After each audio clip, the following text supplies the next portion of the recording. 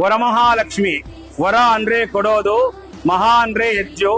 ವರಮಹಾಲಕ್ಷ್ಮಿ ಹಬ್ಬದ ದಿನ ತಾಯಿ ಕಮಲಮ್ಮನವರು ಬಂದು ಇಲ್ಲಿ ಕೂತು ಬಂದಿರುವಂತ ಭಕ್ತಾದಿಗಳಿಗೆ ಹೊಟ್ಟೆ ತುಂಬ ಊಟ ಸಿಕ್ಲಿ ಅಂತ ಇಡೀ ಅಕ್ಕಿನೂ, ಸುಮಂಗಲಿ ಭಾಗ್ಯ ಸದಾ ಸರ್ವಕಾರ್ಲಿ ಇರ್ಲಿ ಅಂತ ಏನೋ ಸುಮಂಗಲಿದಾರನು, ವಿಶೇಷವಾಗಿ ಮದುವೆ ಆಗ್ತಿದ್ದಂತ ಹೆಣ್ಣು ಮಕ್ಕಳಿಗೆ ಕರಿಮಣಿನೋ ಕೊಟ್ಟು ಆಶೀರ್ವಾದ ಮಾಡಿದ್ದು ಆದಿ ಕಾಲದಿಂದ ಬಂದಿರುವಂತ ಒಂದು ಪದ್ಧತಿ.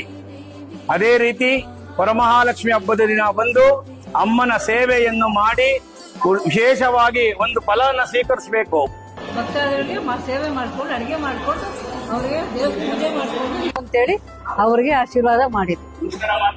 ಇಷ್ಟೇ ಆಗ್ಲಿ ಅಷ್ಟೇ ಆಗ್ಲಿ ಅವಾಗ ಏನು ಇರ್ಲಿಲ್ಲ. ಇಲ್ಲಿ ಅವಾಗ ತುಂಬಾ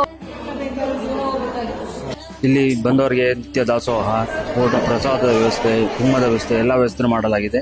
ಇಲ್ಲಿ ಯಾರು ಏನನ್ಕೋತ ಮಕ್ಕಳಾಗಿದ್ರು ಮಕ್ಕಳಾಗೋದು, ಮದುವೆ ಆಗಿದ್ರು ಮದುವೆ ಆಗೋದು ಎಲ್ಲರಿಗೂ ಒಳ್ಳೇದಾಗ್ತಾ ಇದೆ. ಇದು ಎಲ್ಲ ನಂಬಿಕೆ ಜಾಸ್ತಿ ಆಗಿದೆ. ಸೊ ಜನ ಜಾಸ್ತಿ